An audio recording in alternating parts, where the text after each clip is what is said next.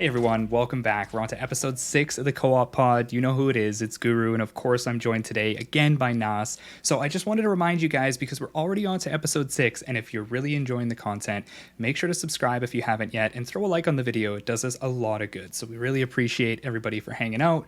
We'd appreciate even more if you could just show us a bit of support with a like and a subscribe.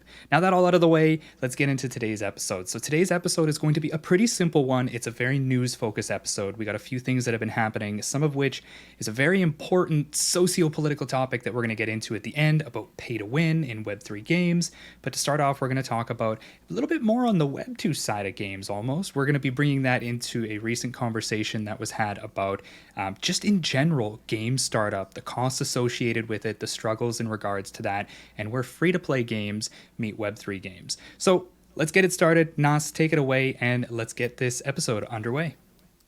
Yeah, let's do it. I feel like this was a perfect tee up from last week. So for anyone who listened last week, we talked about how over $100 million was announced from the 2 weeks previous that we had the episodes. And we were like, this is insane. I mean, obviously it's in this market and raising money significant. Someone like Shiro Games having raised over 50 million, but a number of them had sub 5 million raises, right?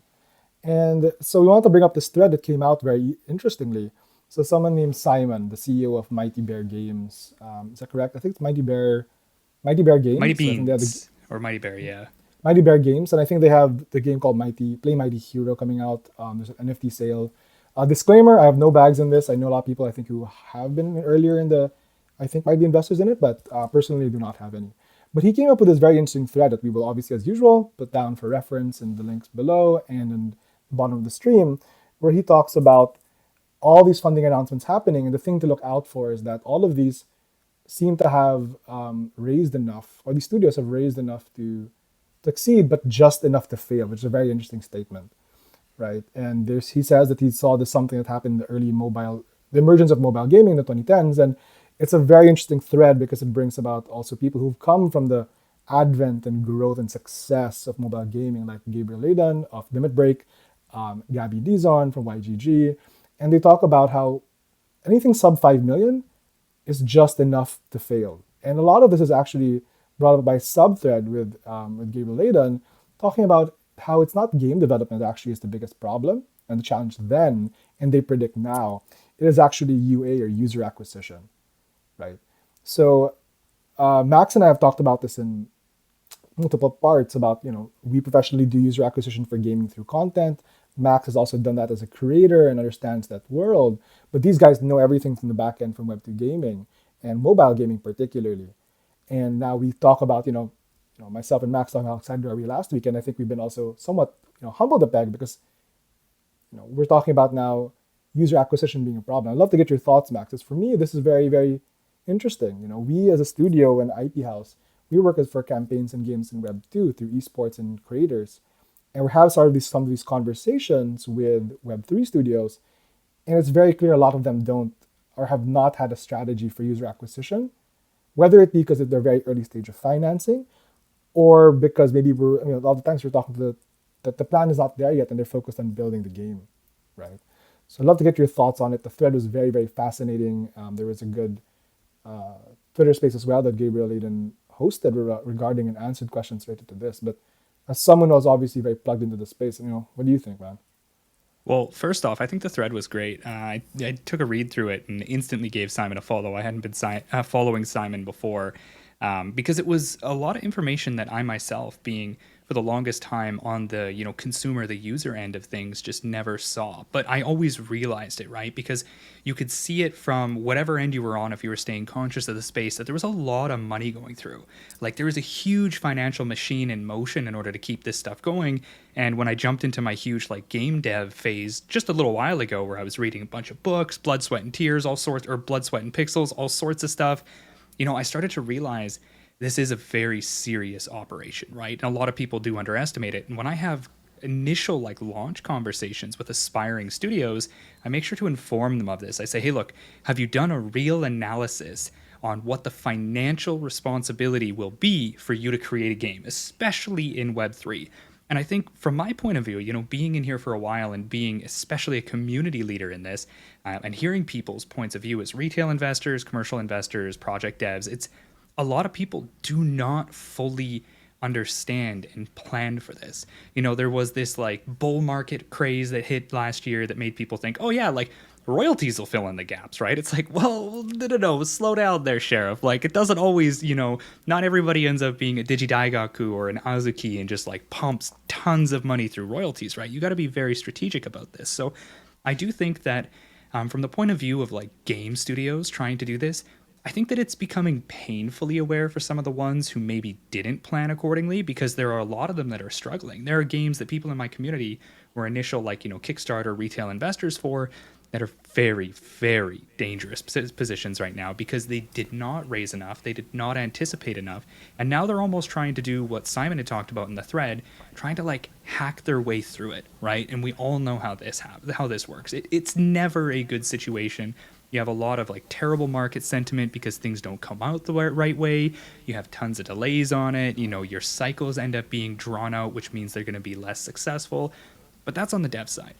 On my side, being a community leader and especially dealing with some of these studios, I think one of the things that I notice a lot, I get crazy cold DMs from people because they want to reach out to people like me who, are leading communities to try and see if they can get the most, for lack of a better word, pro bono, launch services from these gaming communities. And they're like, oh, hey, we want to just, build this organic relationship with you, and we'd love to be able to work with your community, come and play our game, come and make content on it, be a part of our community. That's a big one. Always join the community, be active in it.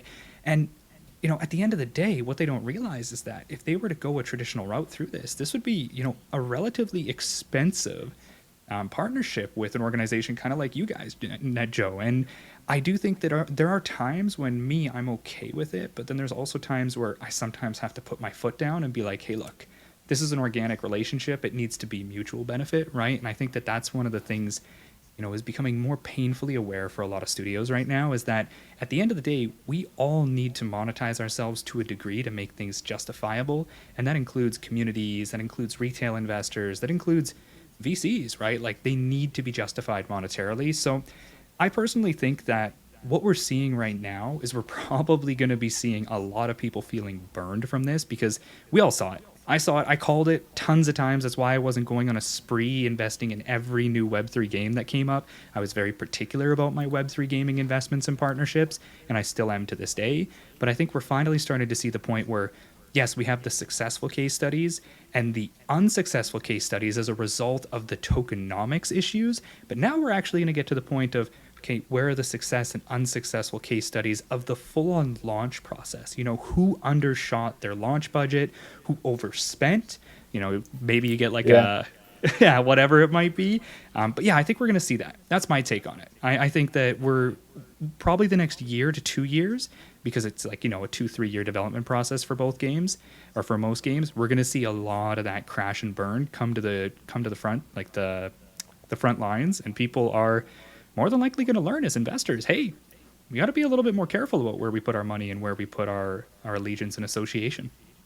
Yeah, I wanted to talk about and double click on what you said about the pro bono. I think there's no shame in saying it. It is pro bono. Like, that's really what they're asking for, and I think that's a weird thing in this space right now. It's like in Web3 gaming. How can I say this? Like, well, it's like in the bull run, or the space talks so much about money and also doesn't really actually talk about the money.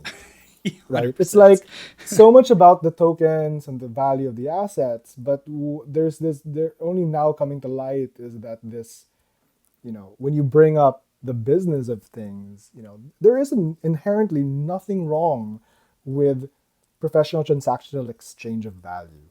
Mm-hmm. Right? But for some reason, when it becomes that part of it, it's like, oh, you're all about the money. Right. But when but the nature of adding Web3 or financialization into the gaming now in these economies and assets, everyone's talking about the value and the money.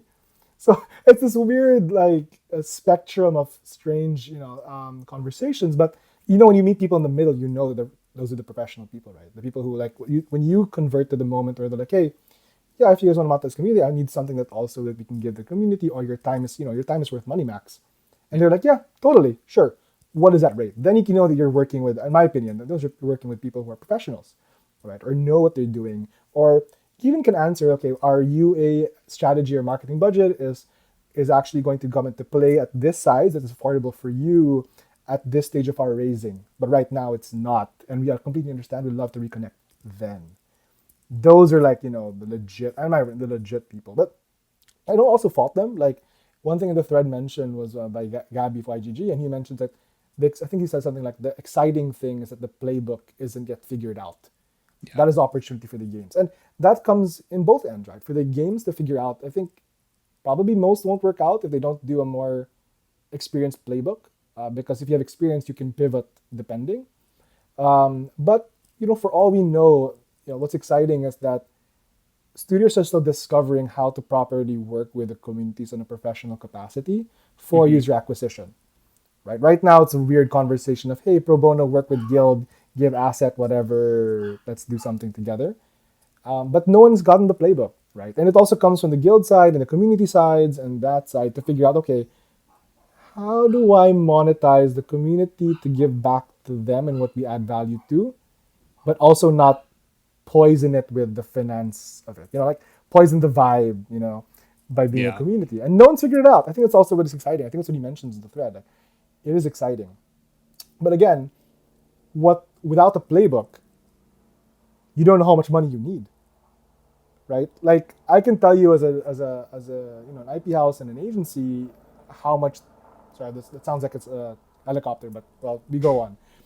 I can tell people how much working with X professional creators for this campaign, this much type of content, but the value of what that means now in terms of like the price that those things cost relative to what they convert to for studios now is possibly, it feels very different from what we do from Web2, right? Like, what is the actual rate? So I think it's going to be figured out.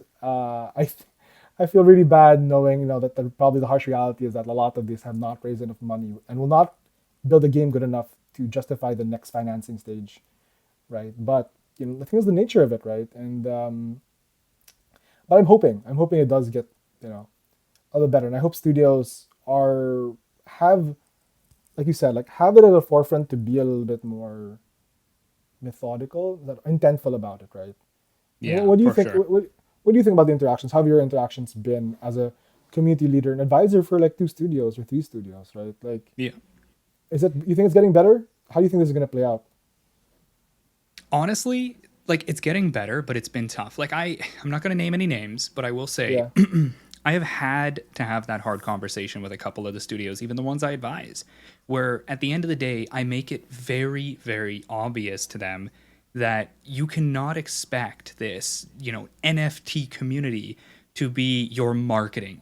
It can't be your marketing force. It can't be your marketing department. You need to, as a game, as an organization, effectively allocate resource and time and talent and into marketing your own game, into developing the community in your own game, right? Like, a lot of people have looked at this whole NFT community building, this community development thing, and they've just applied it to Web3 games like it just fits.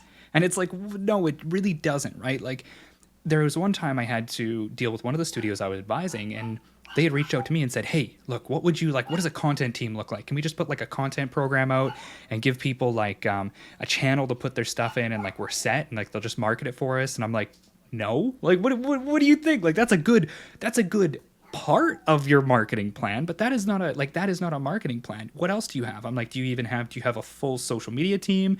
Because I noticed their social media wasn't very good, and they were like, oh no, well, we got this guy who's part of the core team doing it. I'm like, okay, well, what is he? Well, he's the ops guy. And I'm like, why do you have the ops guy doing social media? What are you doing, right? No. So I think, again, this is the thing that we're seeing, and yes, they are getting better, but I still think there is a lot to learn, even on the top end. Like, even Axie is still making improvements as they're going along, adding KOLs to certain areas of their community to be able to receive and like organize and bring that information from a community level to the top so that something can be done about it.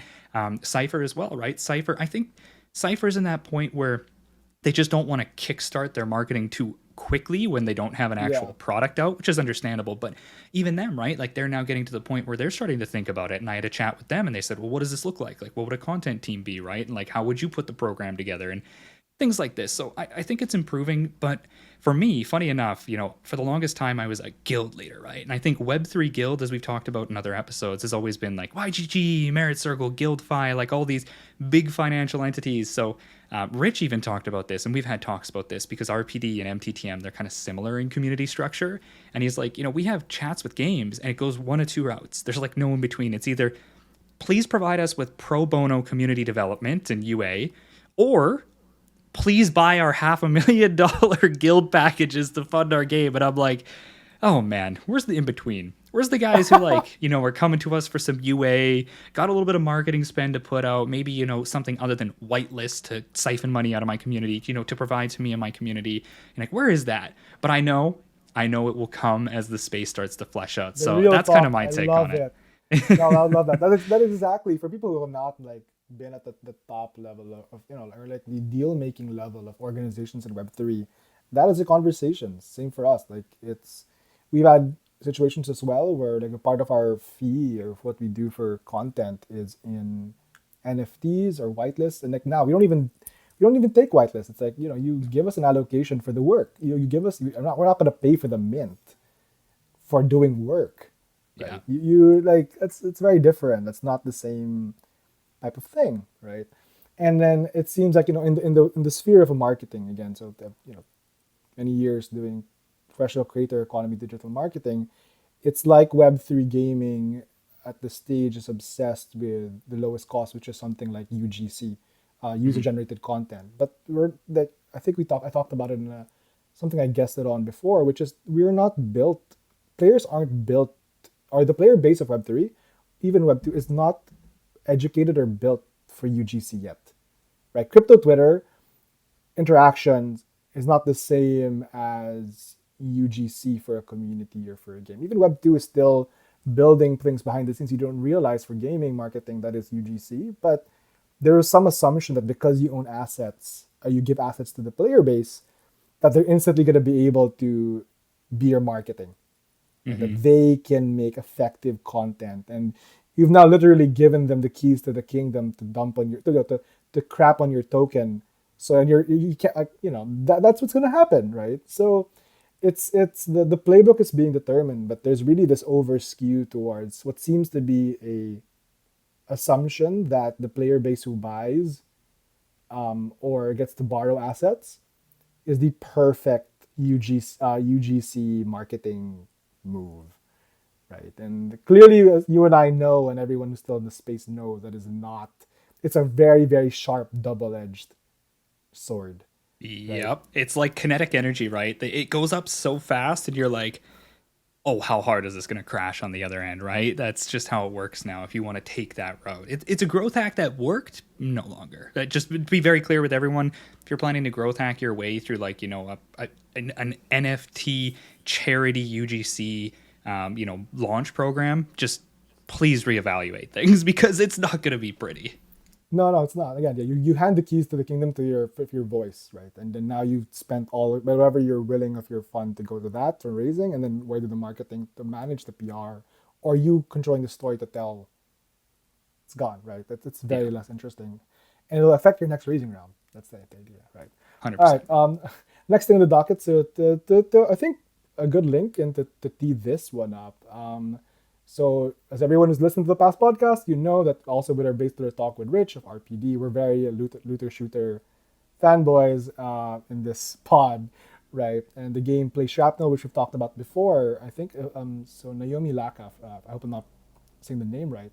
So she is the one of the co-founders and head of partnerships of Shrapnel Studio, which is behind PlayShrapnel. And she released, we'll put it again also on the bottom of the screen and on the show notes, a very, very, I think, strong statement toward how they're going about the tokens. And PlayShrapnel, as mentioned here, I'll read it out loud in her tweet, is for free. So playing PlayShrapnel is for free. No token, NFT, membership, or wallet connection required.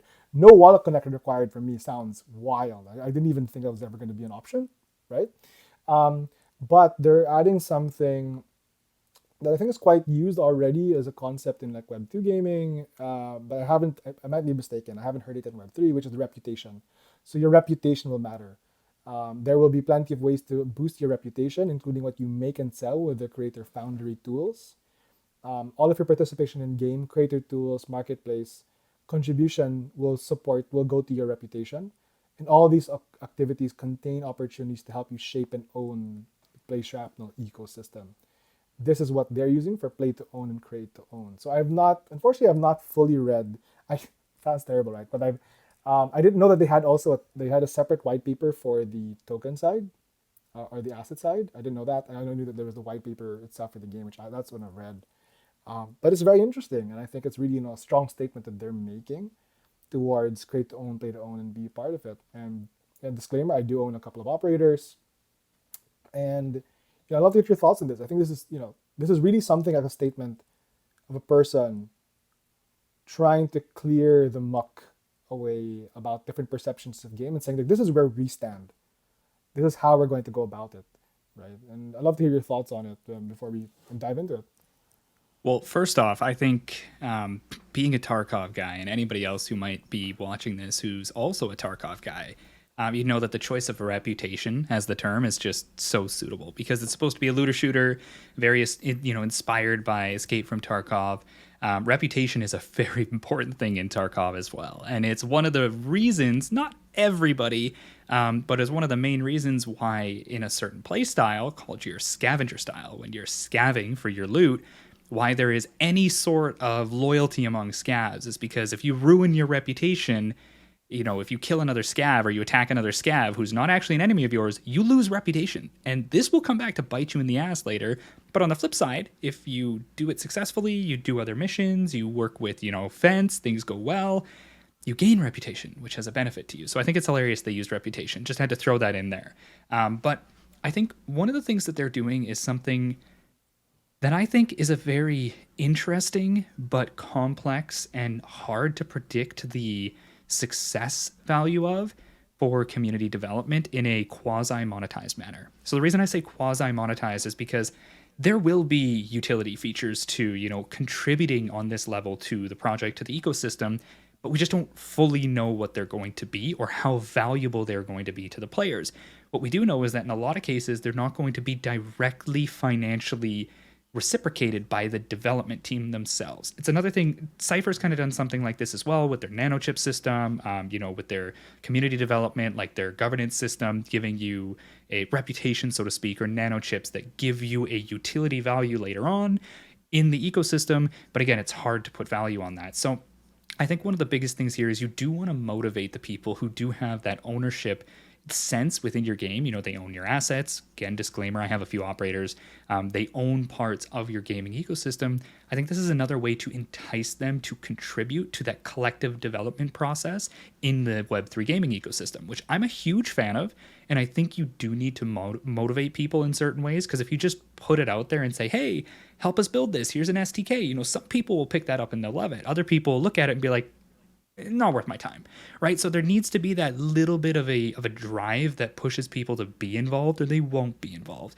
So I am pretty bullish on it. The biggest thing for me though is just, and we haven't seen it in practice, that's why I'm saying it's a concern of mine, is just how are they going to balance the utility factor of being involved in this and getting reputation with the actual time, effort, and potentially money that needs to be put in by the people who are contributing to that ecosystem. Because it's another one of those things where it could be greed, it could be negligence. If a team does not consider that correctly, people are going to get that burnt feeling, right? They're going to be like, oh, I put all this time in, I developed this whole process, I jumped into the SDK and I made this whole system for the game, or I made this entire new game mode maybe that everybody loves and it's popping off right now, and all you got was reputation that you can maybe exchange for a cosmetic or something. And it's like, at that point in time, it leaves somebody with a poor feeling. So that's kind of just in a snapshot. I don't want to tangent too much. I think that's where my perspective on this lies. But I am bullish on it. I think it's a great thing to have in a game, and I really want to see it be perfected, because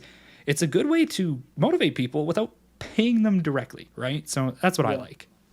I'm curious about this reputation concept, right? Because, we've covered a lot of things like soul-bound tokens or semi-fungible tokens as well, for what we're calling, like, like identity, and how that can translate across games. And for some reason, I get the impression that reputation is not interoperable. Like, Yeah, I me don't too. know. So just because it could be like the Web 2 side gamer for me who feels like, oh, I like they're here. It's also like a more, game I jump into. And then I guess a part of me went, I might have to read the white paper again if it's mentioned. I don't fully recall it. But if I hear reputation now, just from reading this, it's like, this is really cool. I love it. And then I go like, wait, aren't we, isn't this supposed to be about, again, we don't know. We don't actually, I don't think we actually know at this moment if reputation is interoperable, right? Is that something that isn't? And then now we go back into this, I personally, I'd love to get your thoughts on this. I get this thing where I feel it's a pendulum swing, or there's a proper term, the elasticity. It's like, because we went so far down the full interoperable stuff in the bull run, I'm starting to worry, like, instead of going to a central proper mix, I'm starting to feel things that's like, wait, are we actually now just going backwards? Like, are we going a little bit backwards now and selling, or sometimes selling, or studios sometimes selling the far past the elasticity to the other end because that helps the PR side, right? So I Hmm. really hope it is. I hope the reputation is something. And obviously, I am bullish on them as well, or I wouldn't own a few assets. But it's interesting, and I feel like this is the playbook that people are going to figure out now. Um, I'd love to get your thoughts on that. But another thing I'd like to get your thoughts on, just really tangent off here, is the publicity of studio founders now, right?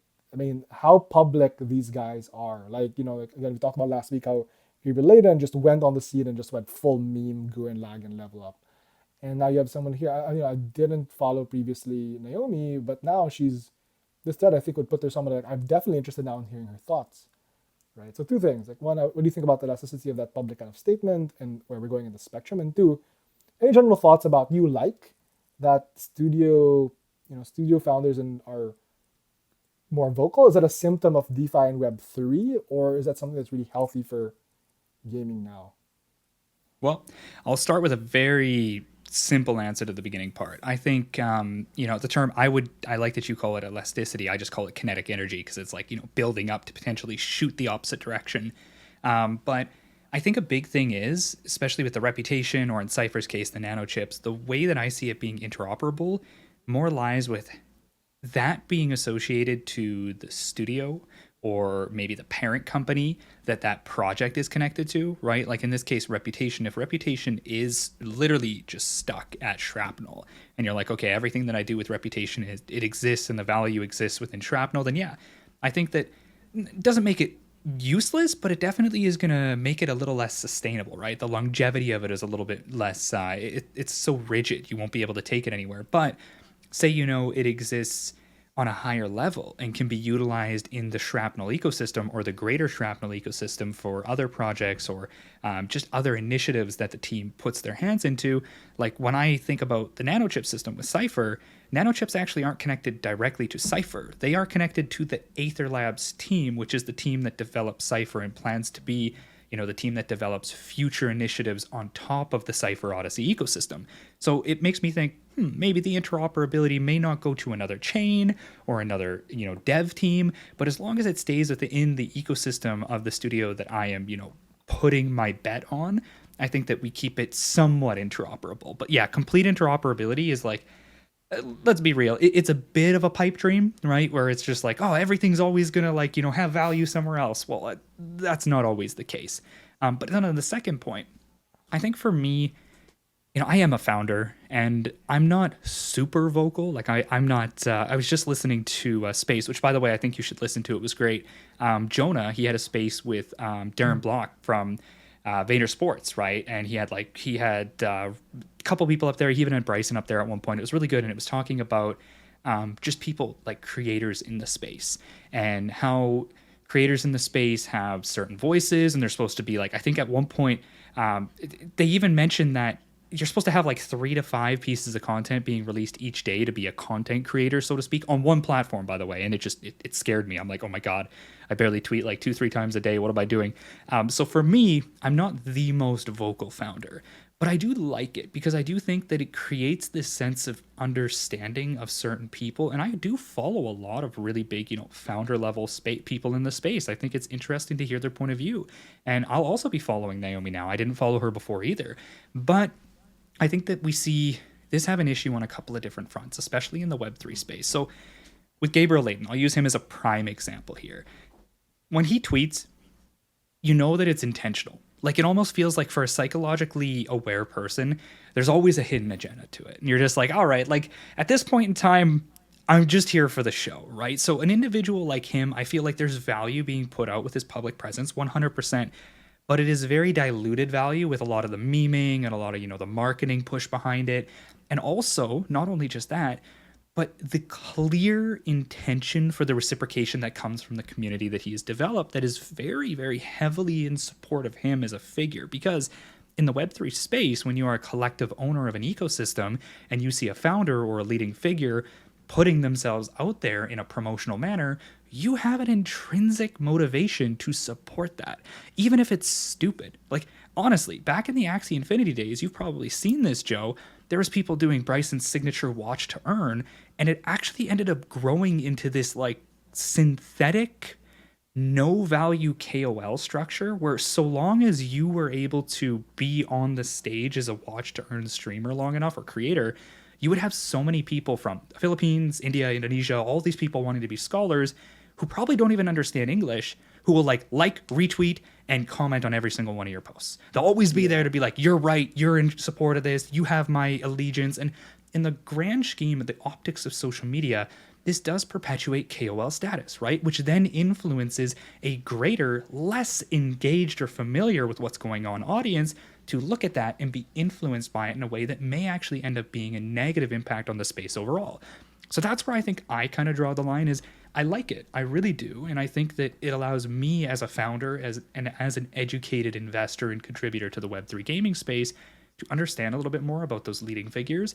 But I also have just this concern that every time I go to one of their threads and I look, there's at least 4 or 5, like I'm not even going to say people, just percentages, at least 20 to 50% of the people in that thread either liking, retweeting, or commenting who are definitely showing a PFP from the project that this person owns, who are like just putting out this motivational fluff like, oh my god, Gabriel, you're god, have my children. And it's like, okay, I understand it's a meme, but at the end of the day, I want to make sure that as we look for scaling of the Web3 gaming space, I almost hope that more people will be vocal about educating the newer entrants that this is something that happens, and you need to be careful when you're considering KOL influence because of that. Like, look at Cardano.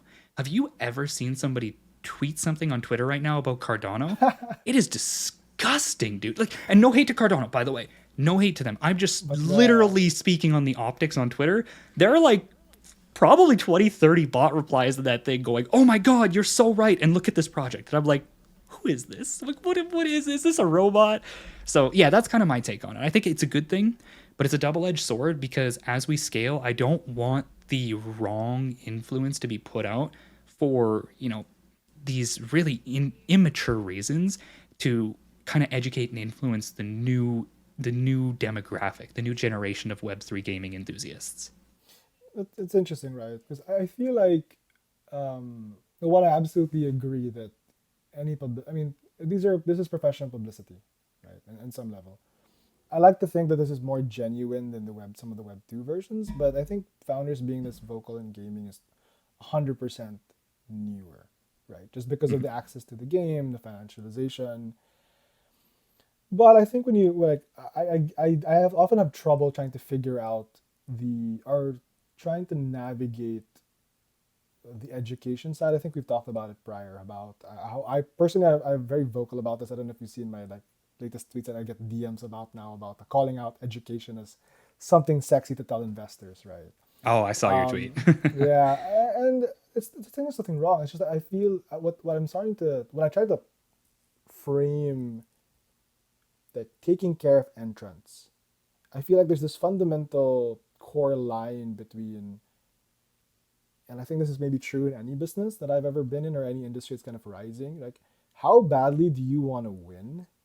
versus how badly do you want to be responsible for people coming into the space, Good right? point.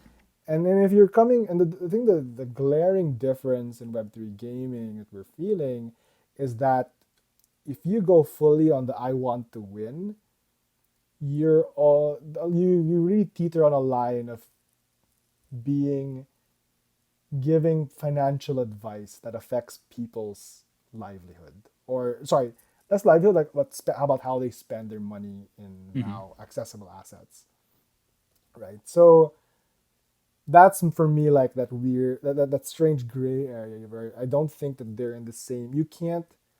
I have a hard time believing that you can go for the gold, like, and as a full-fledged like competitive, let's say, athlete, let's just say if it was a real race or battle, and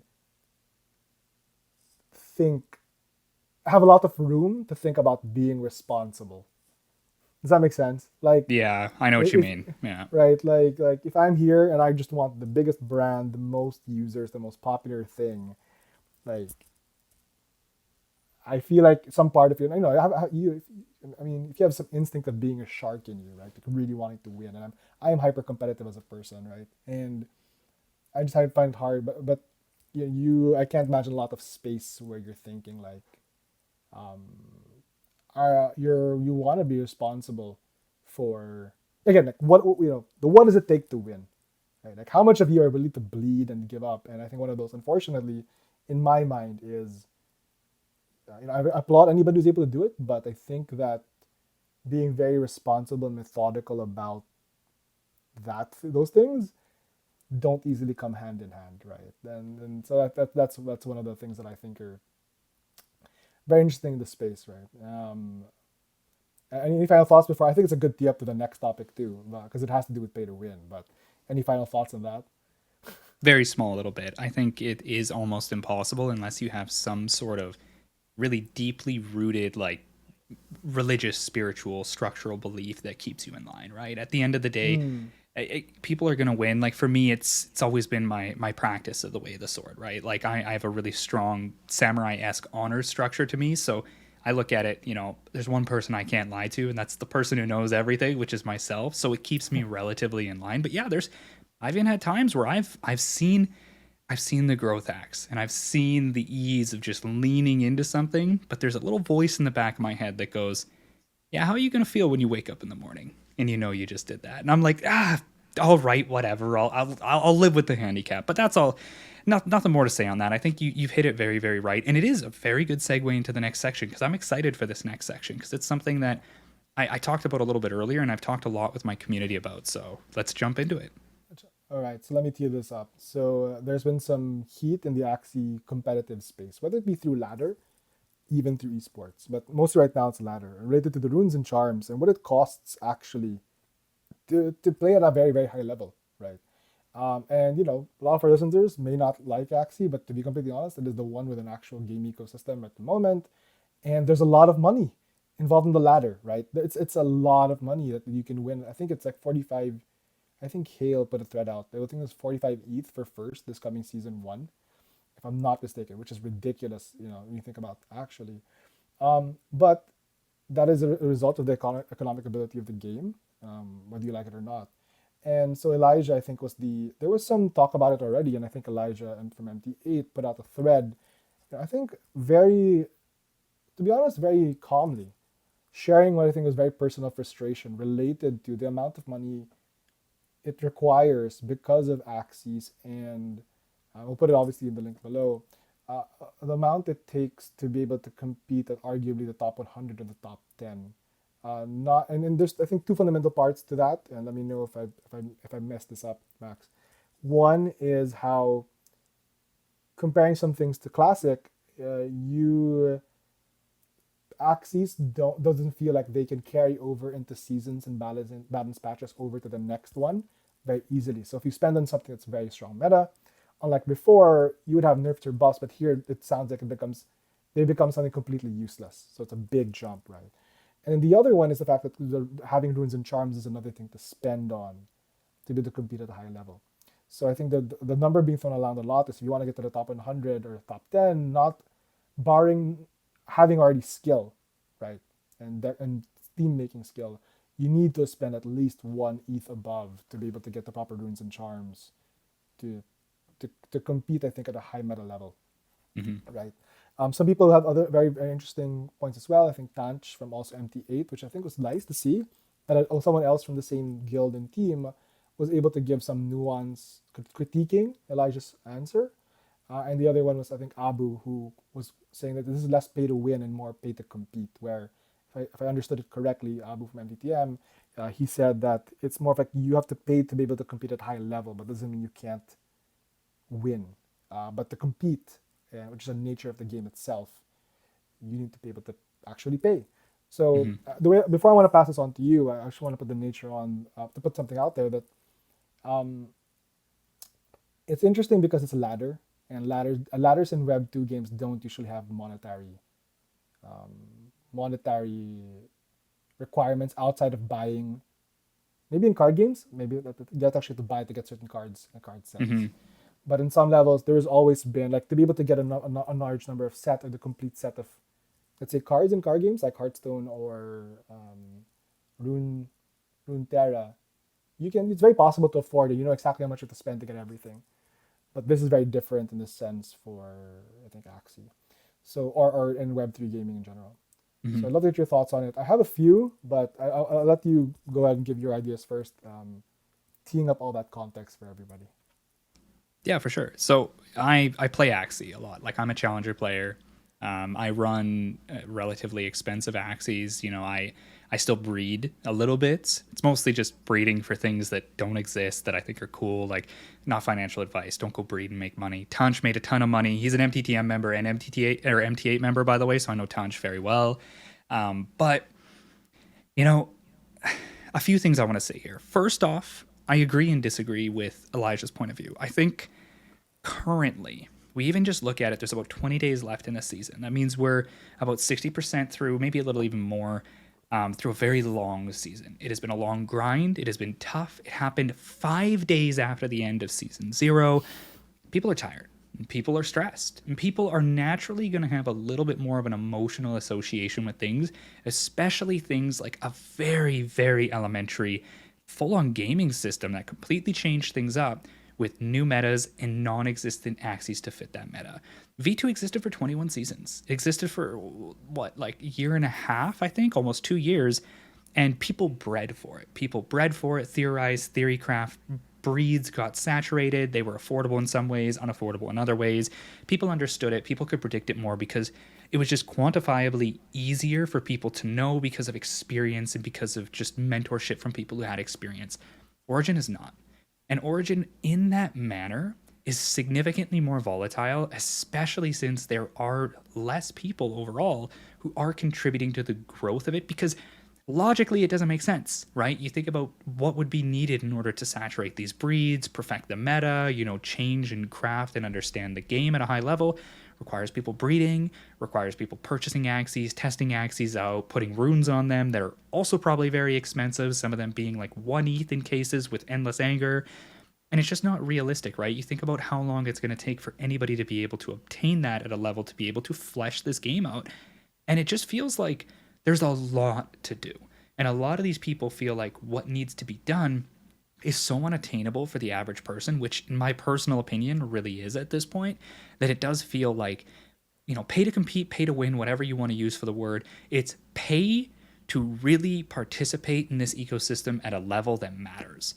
And that's what I think really gives people this feeling of jadedness, where it's like, hey, I can, and I've seen it with my guild members, right? I can, run this unoptimized comp and sit at like Tiger and feel like I'm not good at the game and like, win just as many games as I lose and go up and down and not earn a whole lot of SLP. And every time I craft, I don't get an endless anger to make money. And that gets to you. Like it really does, especially when people are playing every single day and they're trying hard.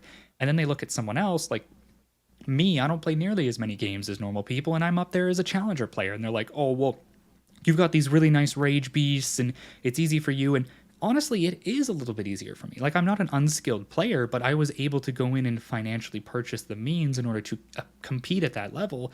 And I think that that is healthy in circumstances that are balanced and moderated correctly to be something that the the majority of players in an ecosystem have an opportunity to obtain or progress towards. But it is unhealthy in the state where it is a very small minority that is favored too heavily by financially contributing in a certain way to an ecosystem that a majority of players cannot. And that's where Axie's issue is right now, I think. I think it's just the balance is really not there. The people who put their, we call it credit cards if you're Chuck Fresco or whatever you want to call it, people who put their credit card on the table, they can win a lot easier. You go buy Endless Anger, you buy a bunch of Rage Masks, you get a really expensive Beast team with like Shiba and stuff, and you just lean into this really cheesy meta that's going on, you'll win quite easily. And I think that that leaves people feeling pretty shitty, and rightfully so. But on the flip side of it, I'm still, and I've told people this too. I've even told my esports guys. I've had a few guys come up to me and be like, "Hey, Guru, just dump it on me. I'll make you proud." And I have to have, a conversation with them and say, "Look, if you're in my position, these are the circumstances you're looking at." And I break it right out. I go, "We're on the second season. Everything that we're buying into right now, everything, especially the runes because they disappear after a season, all of this, it's really going to be hard to see ROI long term on. All of this could change. We're really just working with a small little snapshot of the meta that works right now and is very expensive and super speculative. And spending any money on it, even if you have a shot at the top place, just seems like a stupid decision." So I tell them straight up, I say, just be patient with me, right? Like, I personally do not see Axie and Origin right now in a state where I would feel comfortable to put large amounts of money behind achieving some of these results based off of the plan that some of Yeah. these pro players have put out, right? And I think that that's an issue with a lot of people because people do look at these sexy prize pools and they go, "Oh, but what if I get that top 100? What if I get that top 20?" You know, yes, what if you get it? But realistically, even in a game with like Axie, it is not 100% skill anyway. You could quite literally just get unlucky and lose it all. And you as an individual, you as an investor need to consider that more. Elijah says in his thread, "I can afford it." And as such, Elijah can make these risky plays. But a lot of people who are doing this, they can't afford it, right? And I think that's where the issue comes in is you now have people who, well, with AXS going down, especially with that, token unlock news that came out and how the token went down a Yeah. lot, things like that really weigh on people. Now they realize, oh, hey, maybe my, irresponsible spending on this game that I really did not do a good long-term analysis on is not a good thing. And now we're starting to see some of the emotion come out, especially with, again, the season being only 20 days away. There's a lot of people who are emotional about this. So that's my take on it. I always try to be super logical and like balanced in my view. I see both sides of it and I understand it, but I still haven't moved on my initial placement. My initial placement is give this a few more seasons and I'm going to contribute to it at a level that is comfortable for me to help this flesh out into something that's a little bit easier for you to understand and identify options for, and then give Sky Mavis time to balance it too, because this is just a brand new product for them, right? And I think that's when I will start to get more comfortable. But hey, you can give people all the tools they want. At the end of the day, they got to build with it. So if I give people this advice Yeah. and I tell them, hey, chill out a little bit, it doesn't stop somebody from going to spend an ETH and a half on Endless Anger because they're like, I want to be at the top. Well, hopefully Yeah. you get top 10 and you get your value back. But yeah, that's my take on it. I digress, big tangent, but I'm super passionate about this being, an esports player and having my own esports team. I just Yeah. think, again, we need more patience right now. There's too many people still speculating and spending money based on speculation, and it's coming back to bite people in the ass. Correct. And I think before I go into building on your points, I think I want to differentiate that. I think it's often that people who are new to competitive gaming at a higher level or organized sports, I guess is the better way to put it, or esports, is that there's a difference between organized esports, which are tournaments, right, and ladder, right, and Yeah. arena.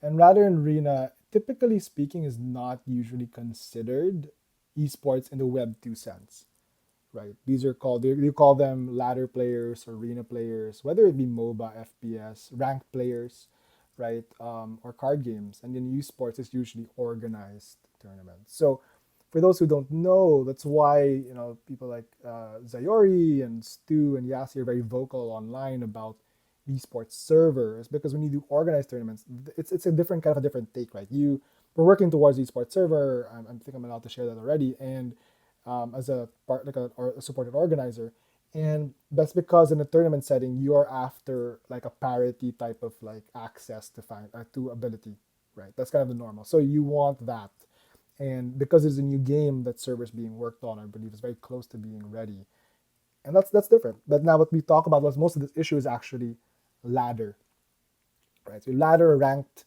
or MMR, right?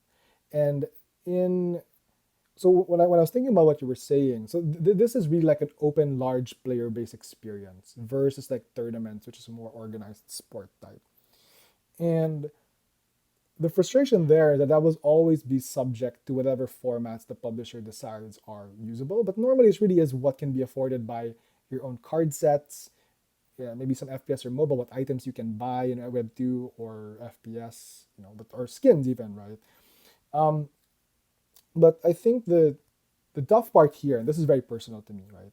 The tough part for Axie for me is that I understand that Origin is a new game, but even in V2, I've always been an advocate, and maybe I should have been more vocal about it, of rather designing the game. And again, I'm not a designer, so I may have no credibility, but as a player, when I try to think about what you said, and I completely understand that the normal person, it's painful, right? Who wants to play? And they already have Axies, it's still not a fun experience to not be able to afford to rank up, right? But um, I've always been a fan of the power creep way versus the nerfing balance way. Right. And Mm-hmm. for the people who don't know what the power creep way is, the power creep is that you balance things through making other things stronger rather than nerfing things, especially when these things are worth money. Right. But when something is worth money now, it's an NFT asset. I have always said, like, even classic, I wished that instead of like nerfing aquas, which was my primary farm of dozens of them, right? Instead of nerfing aquas, why couldn't there be a way that other classes could have been buffed? So at least it's that it's a growth.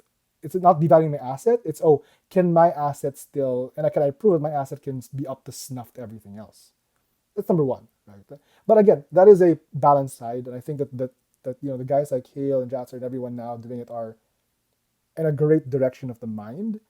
My other one is that, again, this is where I really have, obviously, I don't think I have the credibility to say it other than as a consumer, which is, I think what I'm looking for in Axie Origin, and I have no idea this isn't the plan, even if you work on the esports side, is more like seasoned and released card sets and parts, right? Because if we don't have new content, that is where, as a Hearthstone player before, right, I like to spend my money because I would spend money, and if it's SOP in this case, I would breed for new parts because I know if I can't afford the endless anger, right, I know that when there's a new meta, I can possibly make something different or interesting, and either just because I like it, I can find a new play style that gives me a chance to really enjoy this game and rank up while other people are figuring things out. And there are many people like that. That's why net decking is extremely popular, which I don't think we're also kind of lacking in Axie, to be completely honest. Other than the database you guys have, when you guys came out with the Origin database as well with Axie Tech, and Abu had like all the types of comps, that is what seasons do, right? That is what seasonal interest does, and I am looking for that as seasons come. And I think that's my theory here. So it'd be less of an issue if people felt they had a chance, and I think that some release season of new parts and cards would make a monumental difference in the like, oh, I have a chance to enjoy the game differently, discover a new play style, figure out new comps that I'm willing to spend a bit of money on because it's not a figured out math where I have to have endless anger to be at the top. Right? I think Mm-hmm. Spam is the only guy I think in the top 30 without endless anger. I think that's just something he tweeted yesterday. It's like, but he's clearly a very, very highly, a very outlier skilled player as well, right? Not a normal thing people Yeah, can do. Spam's a So, beast. He's also pretty good at basketball, by the way. Don't take him in a 1v1. oh, I think he's in the Philippines. I definitely will want to hit him up to play soon. But yeah, so I love your thoughts on it. Like, do you think that we're approaching a version that we need more parts, more types of charms and cycles? I mean, I love to hear your thoughts because I never thought about that. That's what you normally see in other card games that we have not felt in a long time in Axie, other than Runes and Charms. Like, but it seems that Runes and Charms have already been figured out, right? Like, it's there. It's been figured out. I mean, to a degree. And you know what? I'm going to take this as a time to say, I have told you so for so long. Take my damn plans for Axie recycling and introducing new cards, Sky Mavis. I developed it and shipped it to you guys months ago.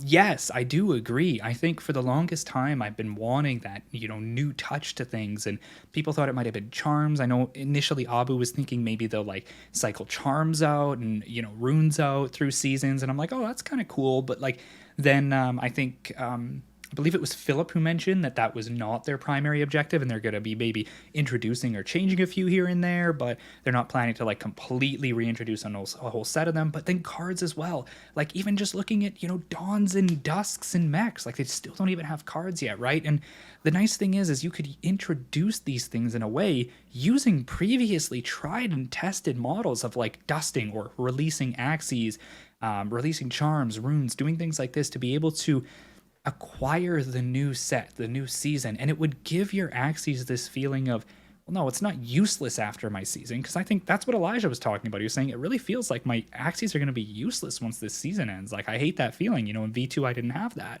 and I argue in V2 you kind of still had it, but even still, I think it'd be really nice for them to introduce this and add more dynamics to it. But I also like that you mentioned, another thing about the power creep. I'm also super bullish on that because I think a lot of people, again, we haven't had enough time to test Agreed. the metas out, right? We haven't had enough time to see things. Like even right now, I'm working on something. I just about bred like 100% perfect version of it that I think is going to like really shake things up, and people are gonna be like, holy shit, this thing is super strong, and maybe start playing it. Who knows, with the runes and the charms and maybe some of the changes they might make, it could be super meta, right?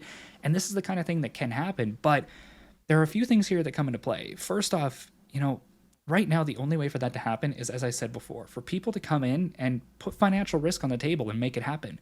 So one of the things that I wanted to get your thoughts on, by the way, Joe, and this is one of my biggest things, I've had people talking about it, there is the esports server in development. I hope it comes very soon. I was like holding my hands praying when you mentioned it, because I'm like, I need it. I need it. I want to compete with runes and charms. I hate naked tournaments. No offense to naked tournament maxis, but they're so boring to watch. But I think even a test instance of Axie, like a practice mode, +1, we can share the tweet, maybe I'll send it to you. He mentioned just today, he said, I think Axie would be so much better if they had a practice mode where you could go and build Axies that are not NFTs, just in-game Axies to use with certain part setups and certain runes, and fight against other people who've done the same thing, or fight against bots and just test out builds before you A, buy them, before you B, if you can't buy them, breed them, or before you C, even consider putting them together. You can get more adventurous with it, right? No limits, Yeah. just have some fun with it. And I think that this is one of the big things that's holding Axie back, because right now there's a shitload of beasts out there on the market. They're not super expensive, and the Sanger is, but they're not like super expensive. They're attainable, and everybody is watching people slay with them. Or the sustain teams. There are tons of healing plants out there. And this is what people know, and they're like, hey, this is just what we'll do, right? You follow the leader. It's a replication of the top elo. That's what people tend to do in these kind of games. But if we had a chance to be able to, without doing what I did and spending hundreds, if not thousands of dollars breeding this new Axie that didn't exist to test it, if I could go in and test it in a practice mode, figure out it sucks, and then save all of my money, whatever it might be, or on the flip side, see, hey, this kicks some ass, and this is worth putting some money and some time into. I'm gonna make this. I think it would be a lot better. So, like, Joe, what do you think of that? Do you think like a practice Agreed. mode would be good? I think that for not holding anything back, I think it's a fundamental missing piece of the game, right? Like Yeah. again, I'm a big fan of Magic the Gathering, and you have all the tools online to be able to form a deck that you can't afford in real life at all, and test it out. And I think that just the nature of the game of Axie requires you to have, there's so many parts and cards, which is a good thing. But I would love, I definitely know that this esports service is very, very coveted, because imagine like Magic the Gathering has this thing where you already know the odds. People have done like, it's a normal thing, or if you follow the Commander concept, where if you take competitive Commander, which is a four-person party version game, where they run, these players who love the game run 100 sample instances where they just play that game and they stat, okay, what are the different comps I'm against, and what is the performance? How often does this card come out versus that? How have I won this way? And if you could mock that up, you wouldn't have to spend it becomes more practical crafting rather than theory crafting before you put your dollar out, Mm-hmm. right? And I think that those are things that people will obsess over. You know, if you give the gamers a means to be obsessed, they will get obsessed. Like, you know, they will get obsessed and like that. If it's the difference between, oh, will I spend $1,000 to breed it because I really believe in it, or, you know, will I spend 100 hours instead, and then it's guaranteed spend more than $1,000 in the game because I know it will do better. You know, Mm-hmm. so I fully agree. Like, I think it's something holding it back. I think it's an unlock, and I'm very pro the work that they're putting on the esports server. But I agree that I feel like that's different to there being a practice mode. I really wish the game client had a practice mode with an AI, or like that. Can I play the first 3 parts of the adventure even with a made up Axie comp? Like, just to get a feel of, okay, what does the drawing card feel like? Like, what are the odds of this kind of playing out? And monumental difference. Like, and then that would affect marketplace and people breeding things. And but this, like, right now it's all brain theory. Like, it's literally all brain Yeah. theory and money forward, right? And I think it'd be a great unlock. Like the opposite of holding it back is it would be an amazing unlock if that could be. And again, I think I want, if I ever we close this out, I think we're wrapping up in the R, right? This is my Yeah. final thoughts on it. R number one, definitely aggressive in what I'm saying here, and you know, to your credit, it is very early. It's season one. 60 days is a long season. Everyone's gonna burn out, but I think what would stave a lot of this frustration or any frustration is just some clarity to the, or some idea of what's like, is there going to be part cycle next year, or are there going to be runes and like, just um you know, give me a vague picture of the island on the horizon, right? You don't have to tell me I think I know we're going north, but I think I need to know more or less, like, is it 100 kilometers away, you know? And like, that's, I think, the kind of clarity I'm hoping to get, that I think would stave off a lot of the frustration of the community.